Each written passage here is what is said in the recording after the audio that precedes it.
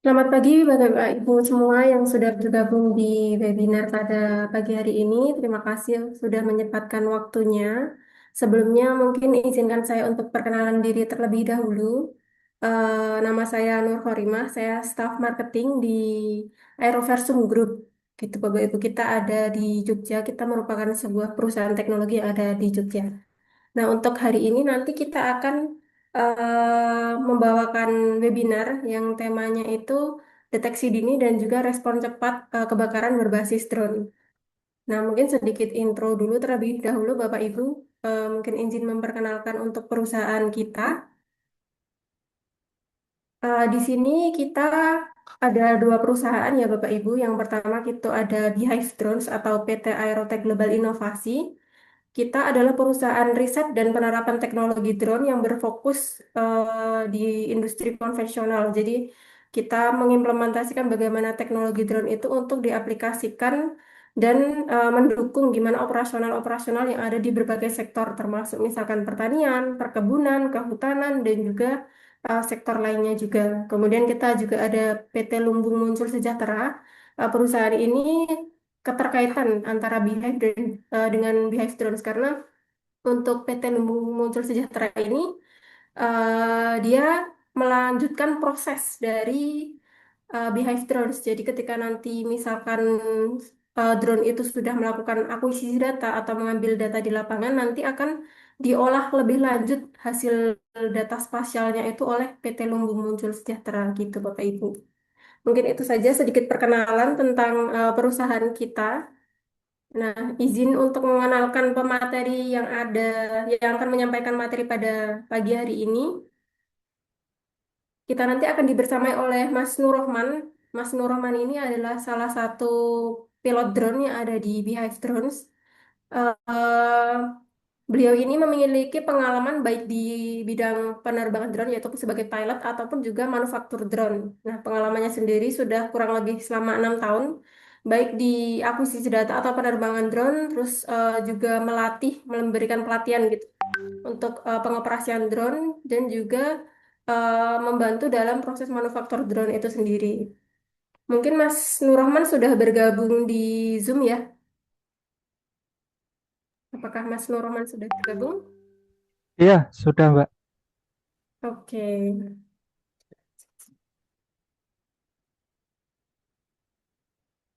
Oke, selamat pagi Mas Nurrahman. Mungkin itu tadi sedikit perkenalan di pemateri kita pada pagi hari ini. Adapun topik yang akan kita bawakan pada pagi hari ini, izin untuk share screen ya Bapak Ibu.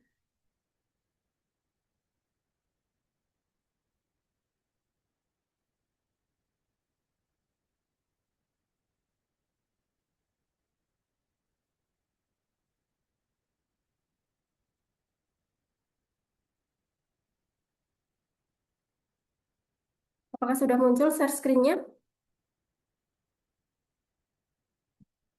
Oke, Oke, nah mungkin dari Bapak Ibu semua merasakan ya akhir-akhir ini itu cuaca itu sedang sangat panas. Nah mungkin dari Bapak Ibu juga sudah mengenal nih bagaimana fenomena itu berdampak di sehari-hari dari peningkatan suhu dan segala macam itu kerasa banget ya di Bapak Ibu akhir-akhir itu sangat panas gitu. Nanti kita di sini akan memberikan pemaparan untuk yang berfokus di salah satu dampak El Nino yaitu kebakaran dan bagaimana solusinya itu jika dia direspon menggunakan teknologi. Nah, salah satunya adalah teknologi drone. Nah, sebenarnya seperti yang saya jelaskan tadi, kita itu ada teknologi drone dan juga analisis data. Nah, nanti untuk bagaimana pengolahan data ataupun mengenai respon kebakaran dilihat dari sisi analisis data itu akan dibahas di webinar selanjutnya. Nah, untuk hari ini kita akan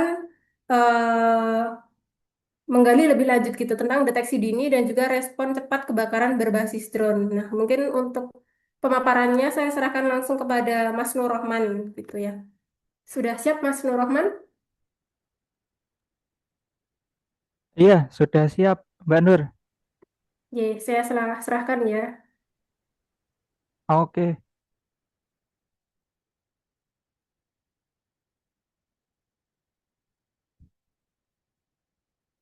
Baik, terima kasih atas waktu dan kesempatannya. Eh, Perkenalkan, saya Nur Rohman, saya pilot drone dari Behave Drone. Bapak Ibu, mungkin beberapa waktu terakhir ini kita sama-sama merasakan ya kondisi cuaca yang cukup panas. Bahkan hingga saat malam hari pun masih cukup terasa tinggi suhunya. Nah, kondisi ini sebenarnya menjadi salah satu dampak yang sering muncul saat fenomena El Nino terjadi. Dan ketika kondisi lahan semakin kering, maka resiko kebakaran juga ikut meningkat.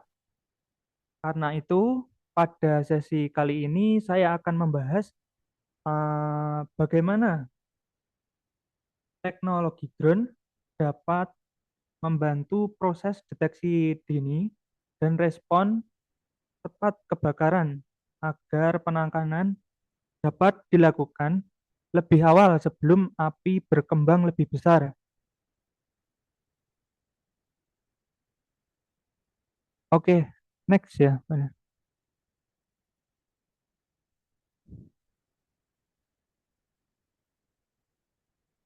Nah, sebelum masuk ke sistem drone dan teknologi yang digunakan nantinya, mari kita pahami terlebih dahulu apa itu fenomena El Nino. Nah, El Nino ini adalah fenomena perubahan iklim yang ditandai dengan peningkatan suhu permukaan laut di Samudra Pasifik. Jadi, peningkatan suhu ini mengakibatkan awan-awan menumpuk di area sekitar Samudra Pasifik, yaitu di laut yang begitu luasnya di Samudra Pasifik. Dan hal ini mengakibatkan penurunan curah hujan sehingga lahan-lahan di sekitar misal di lahan pertanian, perkebunan terutama di daerah Indonesia itu menjadi kering. Dan ini sangat rentan terhadap resiko terjadinya kebakaran gitu. Next. Nah, tantangan dari kebakaran saat terjadinya El Nino ini terdapat beberapa hal yang masih belum optimal ya. Kenapa? Hal yang pertama itu adalah patroli manual sangat terbatas. Patroli ini biasa terjadi di eh, perusahaan-perusahaan besar yang memiliki lahan perkebunan seperti sawit, pertanian, kayak gitu. Eh, Patroli ini jadi sangat terbatas. Kemudian yang kedua, CCTV ini jarang ada di beberapa area, bahkan tidak ada. Kemudian jika kita mengambil menggunakan data satelit, itu datanya tidak real time. Data tidak real time ini mengakibatkan kita keterlambatan mengetahui di mana letak titik-titik area atau lahan yang mengalami suhu yang berlebih, sehingga sangat sulit untuk mendapatkan informasi terbaru. Kemudian untuk yang terakhir itu area monitoring biasanya sangat luas dan sulit dijangkau. Ini sangat berhubungan dengan lokasi dari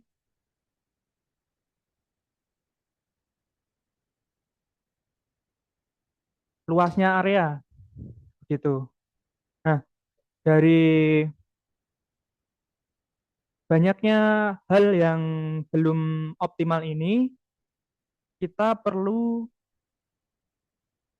mendeteksi dini dan memonitoring real time dan respon cepat sebelum api ini meluas dengan cepat begitu. Oke, lanjut. Nah, untuk perbandingan metode monitoring saat ini dan sistem yang berbasis drone yang akan kita gunakan nantinya, ini ada beberapa aspek yang emang sangat mempengaruhi ya, sangat meningkatkan deteksi dini yang lebih responsif. Yang pertama, eh, kecepatan deteksi itu dengan sistem konvensional atau manual seseorang itu lebih lambat karena keterbatasan dari SDM. Kemudian untuk sistem berbasis drone ini lebih cepat karena kita tidak perlu menuju lokasi langsung untuk memonitoring, cukup menerbangkan drone dan melihat dari base atau area yang digunakan sebagai station. Kemudian untuk cakupan area, jika masih menggunakan konvensional, itu masih terbatas. Jika pakai drone ini sangat luas, bahkan bisa sampai ribuan hektar dan sangat fleksibel. Bisa kita pindah manapun yang akan kita monitoring lahannya. Kemudian untuk monitoring, ini biasanya jika menggunakan manual atau konvensional, ini tidak berkelanjutan atau terkadang keluar dari jadwalnya. Nah, jika menggunakan berbasis drone, ini monitoring lebih real time dan kita bisa menyesuaikan waktunya untuk lebih terjadwal begitu. Kemudian untuk akurasi lokasi, biasanya jika menggunakan SDM manual, itu biasanya menggunakan perkiraan saja. Atau kalau menggunakan akurasi GPS, terkadang masih kurang presisi gitu. Nah, jika menggunakan drone karena sudah dilengkapi dengan GPS yang lebih mumpuni, maka akurasi lokasi lebih presisi. Kemudian untuk kecepatan respon, ini biasanya lebih lambat, memakai drone itu lebih cepat. Untuk efisiensi operasional, biasanya untuk konvensional ini lebih memiliki biaya yang lebih tinggi atau tenaga yang lebih banyak biasanya. Nah, jika menggunakan drone, dalam satu drone itu hanya memerlukan 3 SDM saja. Kemudian untuk respon awal, biasanya jika konvensional masih perlu mengetahui terlebih dahulu, terus dalam proses mengetahui ini dan memberikan informasi kepada seseorang ini lebih lambat. Dan jika menggunakan berbasis drone, nanti kita ada respon awal yang ini akan mengurangi merambatnya apa namanya merambatnya api yang akan merambat. Kemudian untuk ketergantungan SDM ini lebih tinggi di konvensional gitu. Next.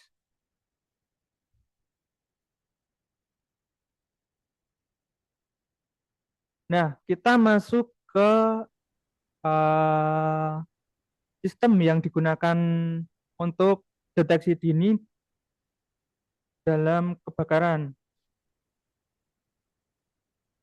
Nah, yang pertama itu ada sensor thermal.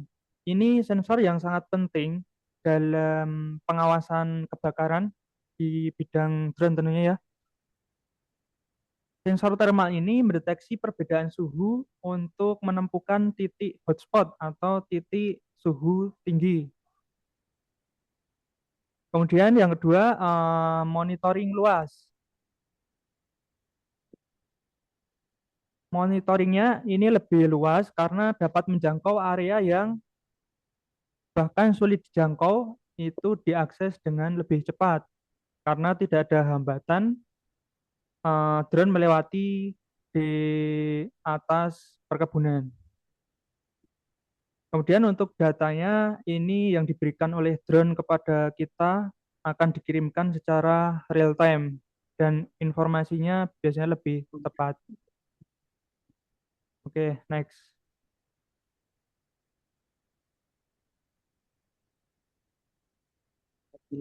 Nah, untuk sensor dan peralatan pada sistem monitoring kebakaran ini, yang pertama kita pakai sensor kamera thermal. Kamera thermal ini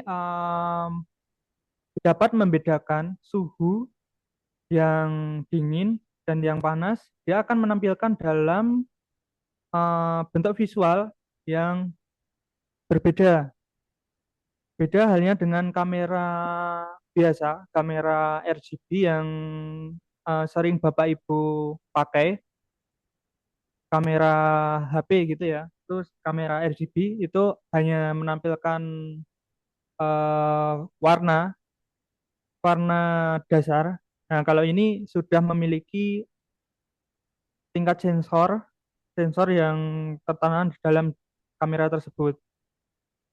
Nah, kemudian untuk yang kedua itu dari segi autonomous drone itu sendiri.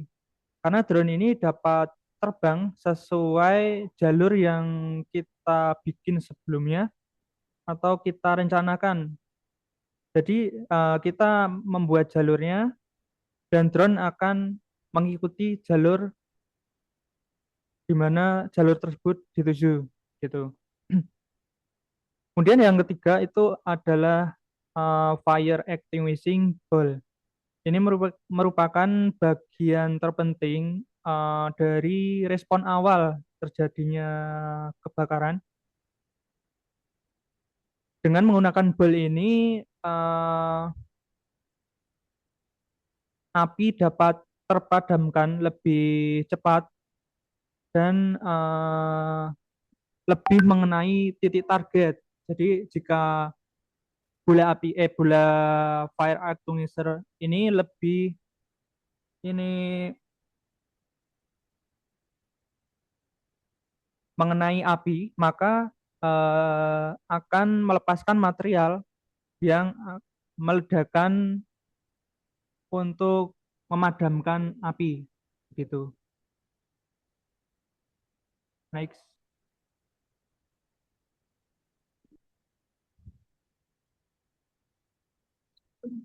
Nah, baik. Untuk alur deteksi dari respon kebakaran, ini biasa kita terapkan pada pengerjaan di lapangan ya. Misalnya pada misi surveillance. Yang pertama, drone mendeteksi adanya titik hotspot atau titik suhu yang lebih tinggi dari sensor kamera. Nah, data-data ini dikirimkan ke ground station atau tempat monitoring oleh tim dan dianalisa secara langsung. Nah, dalam analisa ini tim segera memberikan informasi bahwa itu titik api yang bakal terjadi kebakaran atau bukan. Kemudian jika ada terjadinya kebakaran, maka akan segera mengirimkan notifikasi atau pemberitahuan kepada operator atau tim yang akan berhubungan langsung dengan drone. Drone ini kemudian melakukan respon awal. Drone yang kita gunakan ini membawa fire extinguisher tadi ini akan dikirimkan menuju lokasi. Sementara untuk drone yang untuk monitoring, biasanya jika sudah menemukan titik api, dia akan memeriksa titik api mana saja yang akan merambat lebih cepat. Maka koordinat ini akan dikirimkan ke drone firefighter untuk dijalankan sebuah jalur untuk menuju ke area yang titik penyebarannya lebih cepat tadi. Nah, jika sampai lokasi untuk drone firefighter ini, dia akan melepaskan bola api, bola fire extinguisher tadi, dan akan memadamkan api sementara sehingga tidak merambat ke eh, lahan yang bersampingan. Kemudian awal respon ini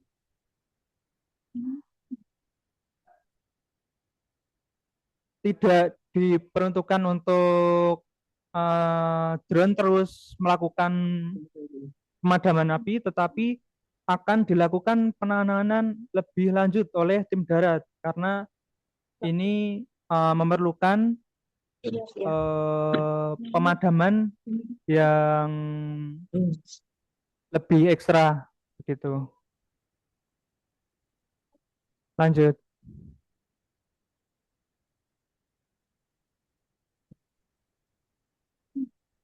Nah, untuk sistem kerja drone dalam penanganan kebakaran ini, yang pertama untuk penerbangan VTOL surveillance, karena kita pakai drone VTOL untuk monitoring awal tadi, biasanya untuk monitoring rutin sesuai jalur untuk memeriksa kebakaran mana lokasi yang akan dilihat, serta ada juga laporan darurat. Misal kita ada laporan dari seseorang bahwa di sana ada kebakaran, maka drone akan langsung ditujukan menuju lokasi tersebut dan memeriksa apakah benar uh, di lokasi tersebut adanya titik api gitu. Jadi ada dua uh, jalur ya. Yang pertama jalur patroli rutin yang ini emang monitoring secara terjadwal begitu sama laporan darurat. Nah, kemudian dari sisi monitoring ground station ini ada beberapa tim yang dikhususkan dan tim-tim ini memiliki tugas yaitu untuk melakukan visual dan melakukan beberapa pemberitahuan yang akan lebih lanjut serta memvalidasi eh, dari visual apakah gambar yang dikirimkan oleh drone ini benar-benar menunjukkan titik api. Kemudian yang ketiga, penerbangan drone firefighter. Drone ini karena hanya memiliki flight time yang rendah, maka hanya dikhususkan untuk respon awal. Drone ini menuju lokasi, koordinat hotspot, dan segera menjatuhkan fire extinguisher tepat di atas koordinat titik api tadi. Bola akan meledak dan mematikan api pada area tersebut. Dan untuk jangkauan dari satu fire extinguisher ini bisa sekitar 3 sampai 5 meter. Untuk drone ini maksimal membawa 6 fire extinguisher ball. Next.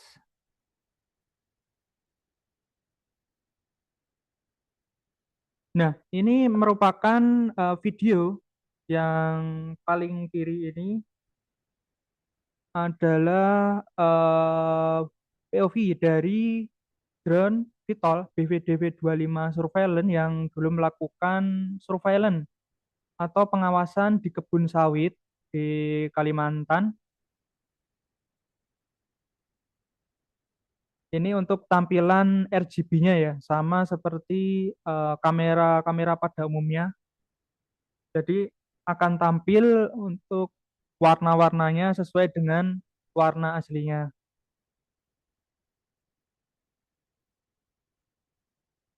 Oke, kemudian yang bawahnya ini merupakan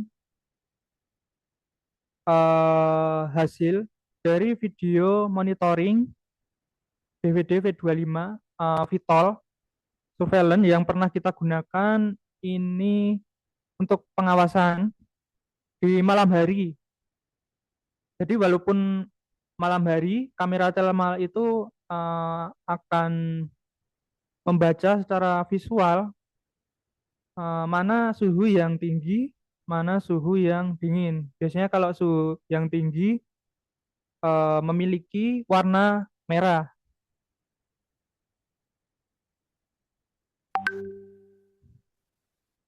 Oke, yang bagian video kanan ini merupakan drone Firefighter yang pernah kita pakai di Jakarta untuk pemadaman api. Ini melepas tangkinya yang akan memadamkan api. Begitu.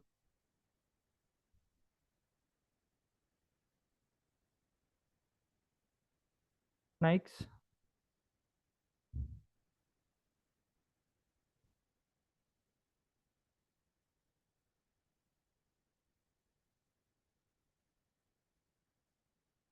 Nah, tadi saya sudah sampaikan untuk beberapa drone yang biasa kita pakai untuk monitoring sama perfector ini memiliki konfigurasi masing-masing, yaitu yang pertama drone V25 ini memiliki tipe VTOL untuk lebar sayapnya sendiri sekitar 2,4 meter ya. Kemudian untuk eh, endurance atau lama terbangnya dia bisa mencapai 55 menit untuk monitoring. Untuk place range-nya atau jarak tempuhnya itu bisa mencapai 60 kilometer. Untuk ketinggian terbang maksimal kita di 1000 meter. Kemudian cruise speed atau kecepatan terbang normalnya di 17 meter per second. Kemudian yang drone Fairfactor ini memiliki jenis atau tipe multicopter sesuai dengan fungsinya. Dia dapat membawa beban lebih besar. Untuk flight endurance-nya dia mencapai 15 menit. Untuk flight range-nya sekitar 30 kilometer. Untuk kecepatan terbang ini di 12 meter ini sudah paling optimal ya. Kemudian untuk pilot yang bisa dibawa sekitar 6 bola fire extinguisher. Next.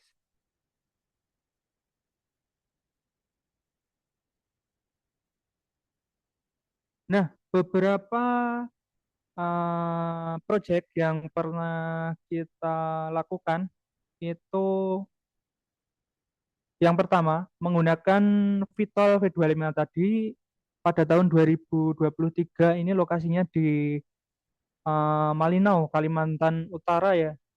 Di sana drone ini memiliki eh, misi yaitu pemadam kebakaran atau memonitoring mana lahan yang memiliki titik api yang tinggi. Kemudian yang kedua Gas projectnya ada di Jakarta. Ini melakukan misi pemadaman dari drone yang melepaskan fire extinguisher bal tadi. Ini pada tahun 2025. Kemudian pada tahun 2026 kemarin kita juga melakukan pengawasan dengan menggunakan drone V25 sama seperti yang dilakukan di tahun 2023 ini. Eh, Hanya saja untuk pengawasan ini diperuntukkan untuk perkebunan sawit dan itu untuk pengawasan di malam hari gitu. Nah, mungkin dari saya cukup itu saja ya Bapak Ibu. Saat ini mungkin mulai muncul nih istilah Godzilla El Nino. Sebuah simbol ketika alam mulai kehilangan keseimbangannya. Namun ini bukan sekedar cerita tentang monster, ini adalah tentang dampak nyata terhadap ketersediaan air, sektor pertanian, hingga meningkatnya resiko kebakaran hutan dan lahan. Karena itu, salah satu langkah penting mulai dari sekarang adalah bersiap dan meningkatkan kewaspadaan. Jangan menganggap remeh musim kemarau tahun ini, karena ketika kita terlambat mendeteksi dan merespon, yang datang bukan hanya panas, tetapi potensi krisis yang jauh lebih besar. Dan melalui teknologi seperti drone, thermal monitoring, serta sistem respon cepat, kita berharap penanganan kebakaran dapat dilakukan lebih awal sebelum berkembang menjadi bencana yang lebih luas. Terima kasih. Itu saja dari saya. Baik, terima kasih kepada Mas Tipo yang sudah menyampaikan materinya tadi.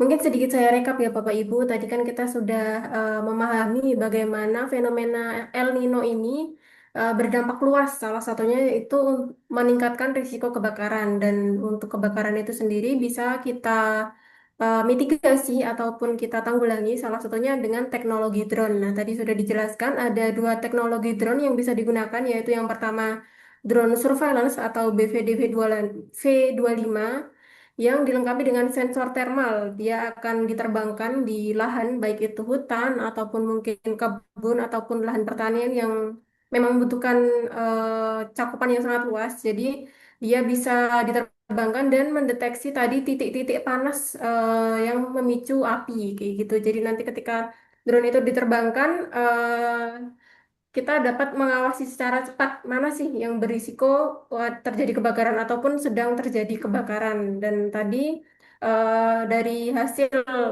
surveillance ataupun hasil monitoring tadi akan dilaporkan ke pusat ataupun ground stationnya dan dikoordinasikan agar untuk mitigasi awalnya bisa diterbangkan drone firefighter. Jadi nanti drone-nya itu akan diterbangkan dan membawa tadi ya bola-bola untuk pemadam kebakaran. Nah, bola-bola itu nanti akan dijatuhkan di titik-titik api dan membantu untuk memadamkan api di awal.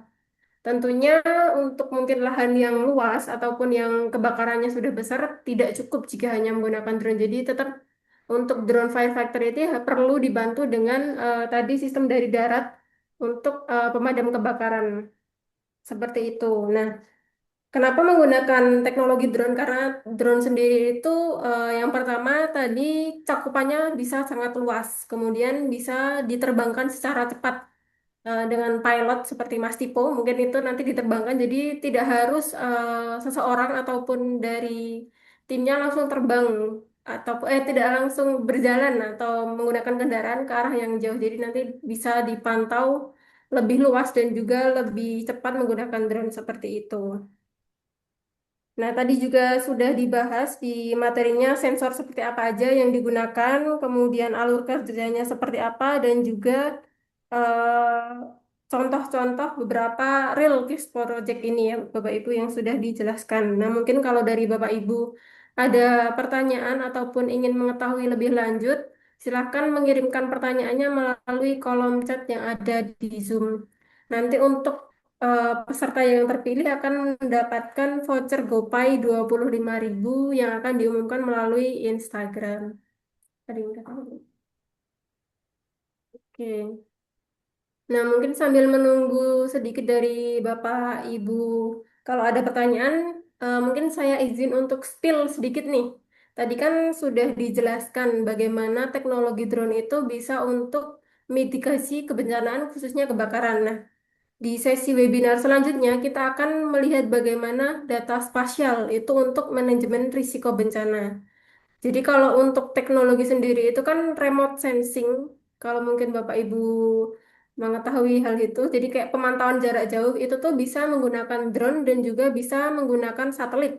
Nah, karena kita tadi sudah membahas yang menggunakan drone, di webinar selanjutnya itu kita akan membahas yang menggunakan satelit dan nanti bagaimana pengolahan hasil data satelit itu bisa digunakan untuk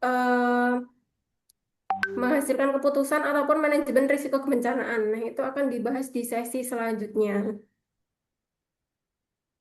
Silahkan Bapak Ibu kalau ada pertanyaan.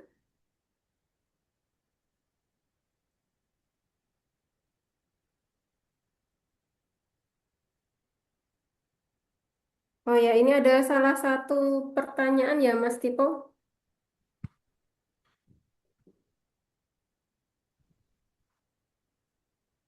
Mas Tipo.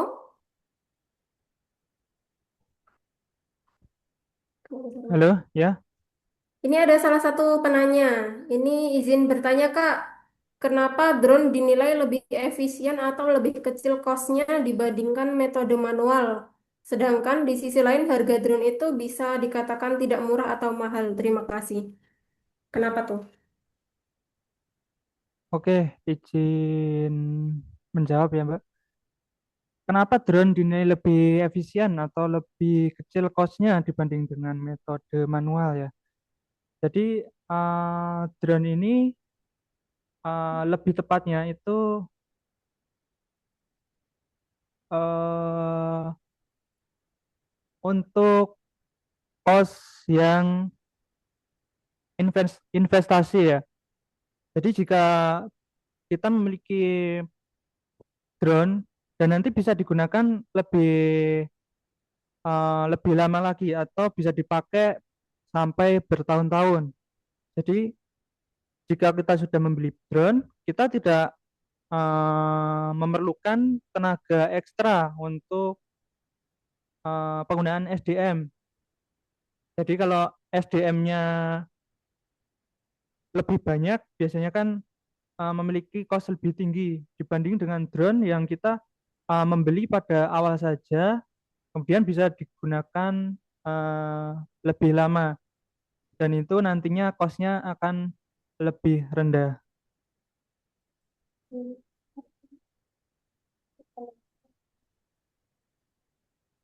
Oke, jadi cost-nya ini tuh bukan dinilainya dari harga drone-nya, tapi investasi jangka panjangnya gitu ya Mas Tipo ya. Suara saya masuk? Ya, bagaimana Mbak? Jadi kalau boleh saya simpulkan berarti untuk penghitungan cost ataupun efisiensi itu lebih ke nilai jangka panjang gitu ya, bukan harga mahal di awal, tapi nanti ke depannya itu akan meminimalkan SDM yang dibutuhkan dan juga alat itu bisa dipakai dalam waktu jangka panjang gitu ya. Iya, benar Mbak. Jadi dalam waktu jangka panjang. Oke. Oke, mungkin dari Bapak Ibu silahkan apabila ingin bertanya, yang lainnya bisa langsung dikirimkan melalui kolom chat saja. Atau mungkin kalau mau raise hand juga boleh.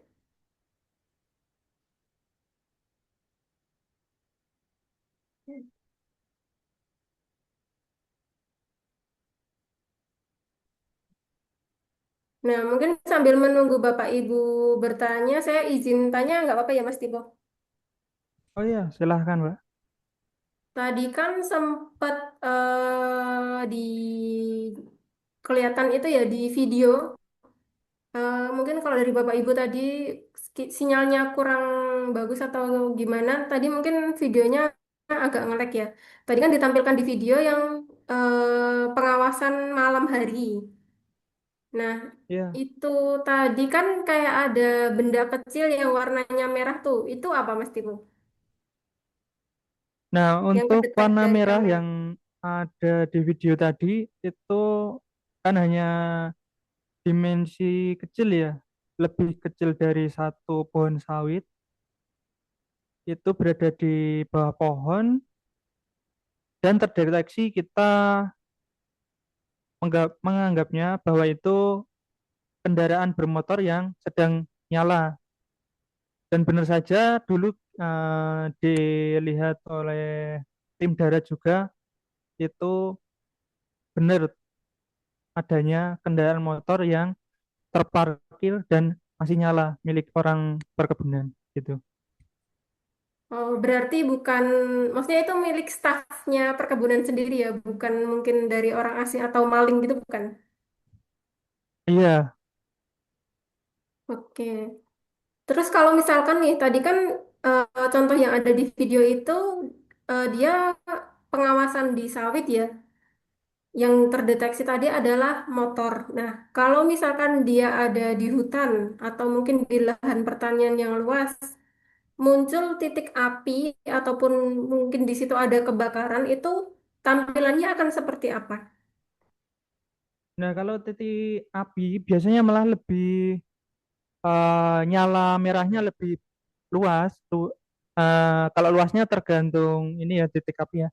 Biasanya lebih terang nyalanya, bahkan hampir sampai putih. Terus memiliki tanda yang titik-titik, jadi kayak merambat gitu. Hmm. Kalau untuk penerbangan drone ataupun surveillance sendiri itu bisa se maksudnya sepengalaman Mas Tipo kemarin di lapangan itu apakah drone-nya diterbangkan secara terus-menerus selama mungkin semalam atau gimana? Untuk implementasi langsungnya di lapangan itu seperti apa untuk surveillance-nya? Nah, surveillance pada saat itu emang kita dalam proyeknya dikhususkan untuk penerbangan di malam hari dan kita sesuai dengan jalur, misal jalur pada jam segini kita harus memakai jalur satu, nanti jam selanjutnya kita pakai jalur kedua. Jadi memiliki jadwal, itu jadwal rutin ya, untuk monitoring mana area yang sering terdampak gitu.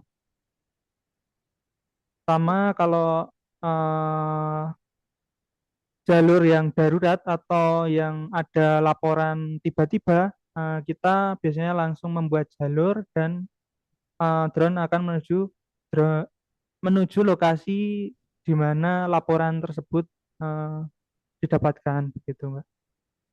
Oke.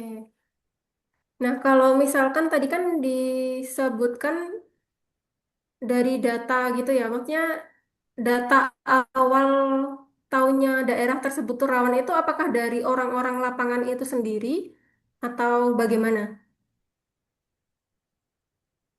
Halo, maaf gimana, Mbak? Tadi kan disebutin tuh Mas, tadi terbang di area-area rawan. Nah itu tuh datanya dari mana? Apakah sebelum penerbangan itu melakukan survei terlebih dahulu atau bagaimana gitu? Oh iya, jadi untuk data-datanya yang sering terdampak ini ya, Mbak. Nah, ini biasanya orang-orang sini, orang-orang yang ada di site itu sudah tahu, terkadang lebih apa ya, lebih berpengalaman karena emang lahannya ya. Jadi untuk titik-titik yang rawan terdampak itu dia lebih hafal, karena mereka segera memberikan data kepada kita mana sih titik rawannya, kemudian kita aplikasikan pada jalur tersebut. Gitu. Oke Mas Tipo, ini ada pertanyaan yang masuk dari Kak Nila Pratiwi. Izin bertanya, apakah selain drone yang dapat mendeteksi kebakaran, apa sudah ada drone yang dapat mendeteksi tanah bergerak? Karena kita juga mengetahui bahwa di Indonesia ancaman tanah bergerak juga sering terjadi, contohnya yang ada di Jawa Barat. Apakah sudah ada inisiasi pengembangan terkait drone untuk ancaman yang lain atau di Indonesia masih berfokus di titik-titik api saja? Oh iya, izin jawab ya.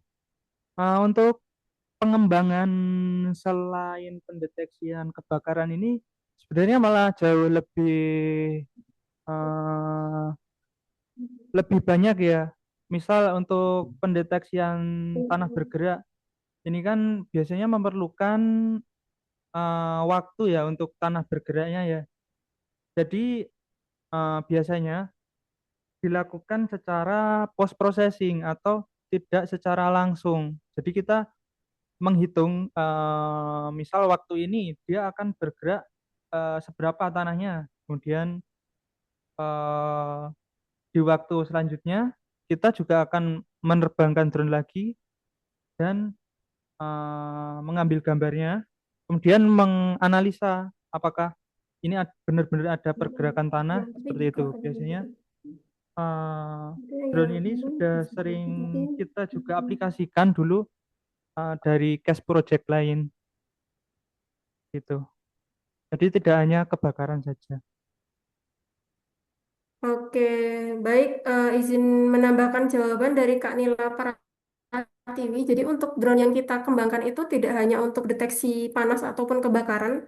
Kita juga ada beberapa implementasi drone itu macam-macam. Mungkin bisa dilihat di link video yang kita share di kolom chat. Itu ada drone untuk pengecekan emisi kapal.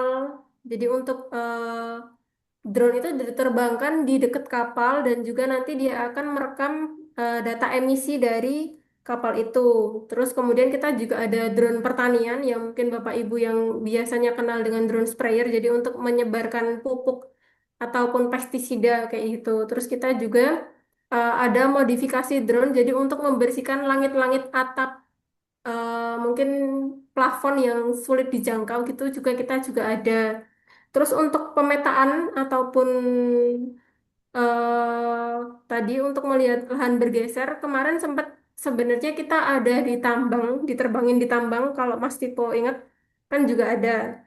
Jadi untuk melihat pergeseran yang ada di tambang itu, jadi drone itu diterbangkan secara berkala. Nah, itu kan hubungannya sebenarnya sama pemetaan ya Bapak Ibu. Dan untuk pemetaan sendiri itu sebenarnya bisa diimplementasikan di berbagai bidang, baik itu pertanian, perkebunan, ataupun yang lainnya. Contohnya, kalau misalkan di pertanian itu, mungkin drone bisa diterbangkan untuk mengambil data di situ. Nah, selanjutnya proses yang paling penting itu adalah proses analisis datanya. Jadi misalkan nanti dia di pertanian atau perkebunan, nanti akan diolah lagi datanya oleh tim analisis data yang mungkin akan dibahas lebih lanjut di webinar selanjutnya itu tadi. Nah, itu bisa untuk misalkan untuk analisis unsur hara, untuk melihat kesehatan tanaman, untuk tree counting, dan juga untuk memberikan rekomendasi pemupukan yang tepat. Jadi, drone itu tuh dia lebih ke alat untuk akuisisi datanya. Nah, untuk tujuan lebih lanjutnya ataupun hasil analisis selanjutnya yang diperlukan itu butuh pemrosesan lebih lanjut. Seperti itu ya Mas Tipo ya.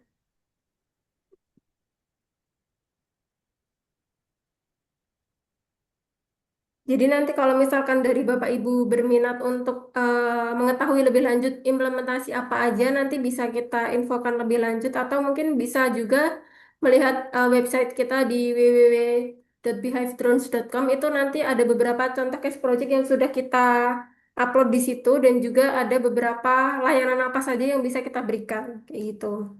Jadi kita tidak hanya fokus di manufaktur drone tapi juga memberikan analisa dan juga layanan yang lainnya gitu. Apakah sudah terjawab, Kak Nila Pratiwi? Nanti mungkin bisa memberikan tanggapannya. Oh ya, sudah ada jempolnya. Nah, izin Mas Tipo untuk pertanyaan selanjutnya dari Kak Sasmi. Izin bertanya, maaf sebelumnya kami sangat awam dengan monitoring ataupun yang menggunakan teknologi. Bagaimana skenario penanganan jika drone telah mendeteksi potensi kebakaran, tetapi sumber air berada jauh dari lokasi ataupun jumlahnya terbatas. Mengingat titik api dapat menyebar dengan sangat cepat, sementara proses mendapatkan akses air membutuhkan waktu yang cukup lama. Strategi apa yang paling efektif untuk mengendalikan kebakaran pada tahap awal? Cukup panjang ya. Nangkep Mas Tiwo. Ya, kalau dari saya sendiri ya untuk penanganan awal tadi udah dijelaskan kita jika sudah penanganan menggunakan drone itu sudah terdeteksi dan kita melakukan eksekusi. eh, Biasanya untuk merambatnya api ini eh, jauh lebih apa ya, lebih pelan ya, karena sudah kita tanganin pada awal. Tetapi untuk tahap selanjutnya ini memang memerlukan eh, seperti pemadam kebakaran itu emang harus tersedia di sana. Jadi peralatan yang mendukung selain menggunakan api, selain menggunakan air ya. Jadi emang harus memerlukan eh, penanganan khusus atau penanganan lebih lanjut, misal seperti pemadam kebakaran. Jadi alat-alat itu juga harus diperlukan selain dari drone ini ya, gitu ya. Baik, mungkin izin menambahkan Kak Sasmi. Jadi untuk tadi kan drone itu dia fungsinya lebih ke untuk melihat atau mendeteksi di mana saja area titik apinya atau mungkin area-area yang terjadi kebakaran. Dan tadi kan untuk respon cepatnya memang menggunakan drone firefighter. Nah, kalau misalkan di area tersebut belum ada mungkin pemadam kebakaran, nah berarti kan area itu perlu dipetakan terlebih dahulu. Jadi di analisis data itu, analisis spasial itu ada cara di mana agar mengetahui area mana saja itu yang berpotensi untuk titik api. Tadi kan kalau untuk drones itu lebih mengawasi secara langsung ya. Nah, kalau untuk analisis spasial itu bisa menggunakan satelit, itu bisa untuk melihat eh, area-area mana saja yang dia berpotensi untuk memicu kebakaran atau titik-titik lainnya gitu. Nah, dari situ nanti di wilayah tersebut atau mungkin di hutan tersebut atau di lahan tersebut nanti bisa juga setelah mengetahui atau dipetakan bahwa area-area ini tuh banyak sekali berpotensi pemicu kebakaran. Nah, itu dari tim setelah mengetahui hal tersebut bisa memberikan persiapan yang lebih maksimal untuk penanganan selanjutnya. Jadi mungkin bisa dibuat sistem irigasi yang lebih teratur berdasarkan data tersebut, ataupun nanti juga bisa mungkin memang dibuat standby di situ untuk darurat air gitulah istilahnya. Jadi untuk penanganan lebih lanjutnya bisa lebih maksimal tidak hanya menggunakan drone saja. Nah, untuk tadi analisis area potensi kebakaran itu nanti akan kita bahas di webinar selanjutnya gitu. Mungkin izin menambahkan sedikit. Dari Mas Nur Rahman ada tambahan atau mungkin dari Kak Sasmi masih ada yang ingin ditanggapi atau ditanyakan?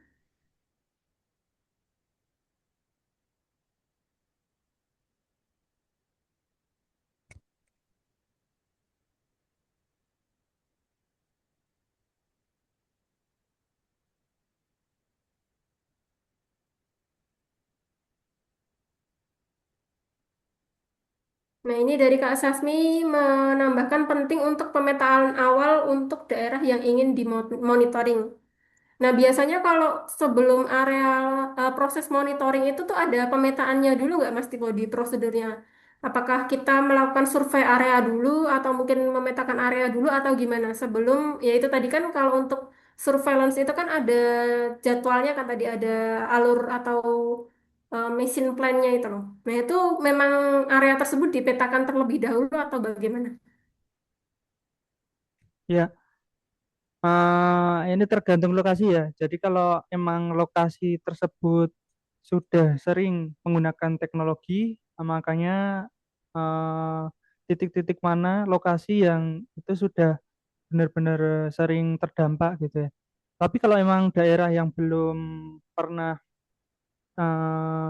disentuh oleh teknologi, itu misal pada saat penanganan awal pakai teknologi kita, di saat berjalan itu drone juga akan merekam data untuk melakukan pemetaan.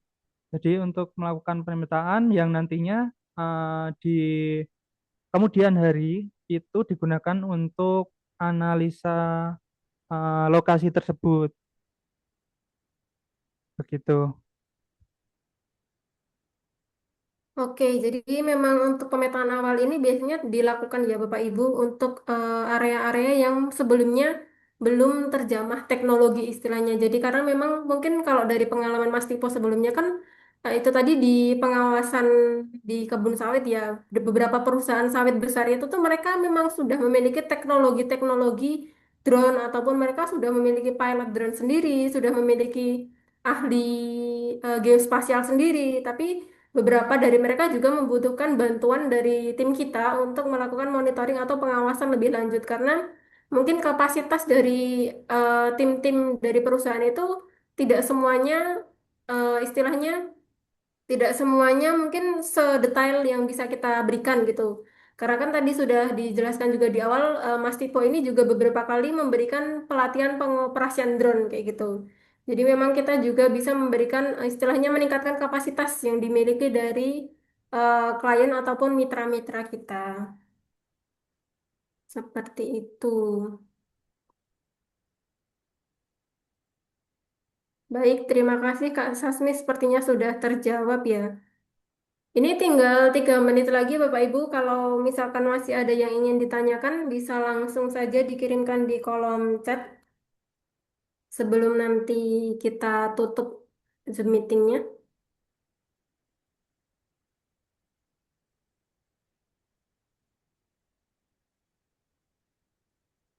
Mungkin untuk Bapak Ibu bisa dibantu untuk memberikan feedback pemateri melalui link yang sudah diberikan di kolom chat.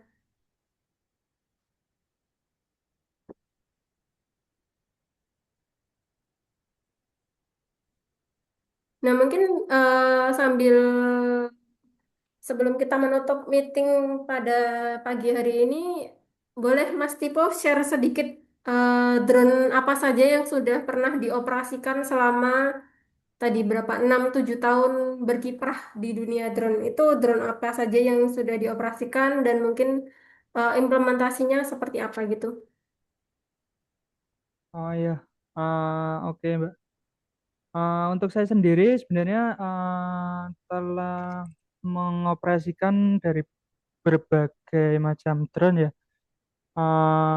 Yang paling sering emang drone custom yang kita pakai saat ini. Itu jenis VTOL ya. Ada banyak jenis atau merek drone yang di luar sana.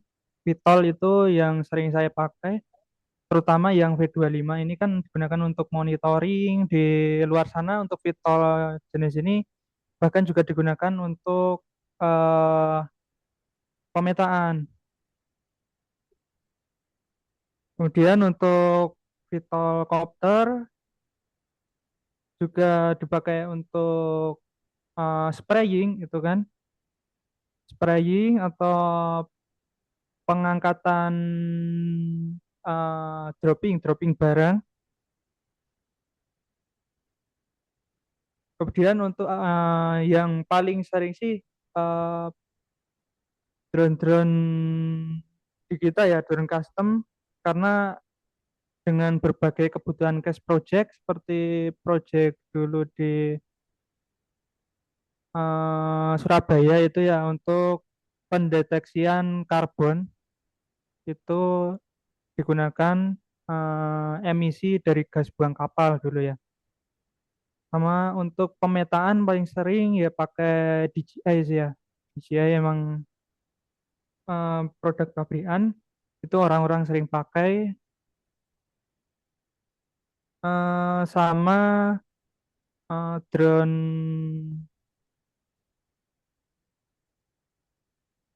itu saja sih Mbak kayaknya kalau drone dari yang sering saya pakai. Oke, jadi Bapak Ibu untuk teknologi drone ini sebenarnya sangat luas ya, tidak hanya untuk kebencanaan saja, tapi bisa dimanfaatkan untuk berbagai sektor, baik itu di pertanian, perkebunan, ataupun nanti tadi ada yang di maritim dan juga mungkin ada di konstruksi seperti itu. Karena pada prinsipnya drone itu digunakan sebagai alat untuk akuisisi data itu tadi yang nantinya akan diolah lebih lanjut untuk mungkin pemetaan area ataupun juga untuk analisis lebih lanjut sesuai dengan kebutuhan masing-masing sektor. Nah, yang kita bahas hari ini memang khusus untuk kebencanaan itu tadi ya di bidang kebakaran, fokusnya di kebakaran. Nah, untuk analisis lebih lanjutnya seperti apa untuk potensi kebakaran itu nanti akan dibahas lebih lanjut di webinar selanjutnya tanggal 20 Mei. Mungkin kalau Bapak Ibu berminat untuk join bisa daftar melalui link pendaftaran yang di-share di kolom chat nantinya. Ataupun nanti bisa langsung menghubungi admin saja gitu. Nah, mungkin untuk materi yang bisa kita sampaikan cukup. Mohon maaf apabila ada kekurangan. Terima kasih kepada Bapak Ibu yang sudah bergabung pada sesi webinar pada pagi hari ini. Dan juga terima kasih kepada Mas Nur Rahman yang sudah menyampaikan materinya. Mungkin sebelum kita tutup, izin untuk foto bersama terlebih dahulu apabila Bapak Ibu berkenan untuk on cam.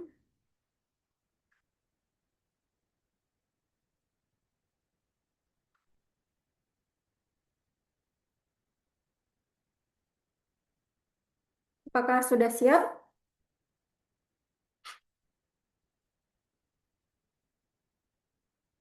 Oke, saya hitung 1, 2, 3.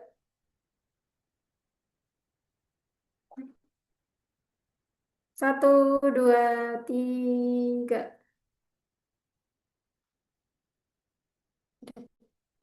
Oke, terima kasih Bapak Ibu yang sudah bergabung pada sesi pada pagi hari ini. Eh, Nanti bisa saya share untuk materi pada pagi hari ini. Dan apabila ada yang ingin ditanyakan, silakan menghubungi admin. Terima kasih sebelumnya. Selamat siang.